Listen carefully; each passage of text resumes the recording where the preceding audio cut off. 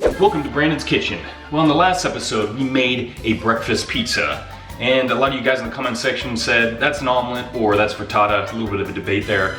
And I agree. You know, I was trying to get away with it. So I figured in this episode, we'll make a real breakfast pizza. And honestly, any excuse to make and eat a pizza is a good excuse for me. So what are some of the ingredients you're gonna need? Eggs, turkey bacon, mushrooms, onion, cheese, pizza sauce, jalapeno, and of course you can't forget the pizza crust itself. Preheat your oven to 475 degrees. Cut up the turkey bacon and put it on the skillet at about a medium to medium-high heat to let it cook through.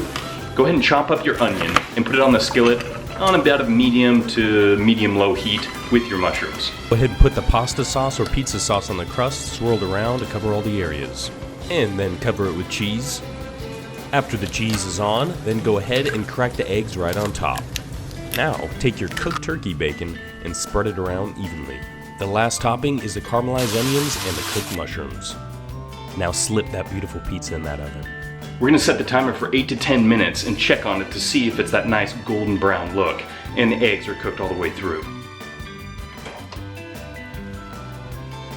Can't forget to add a little spice.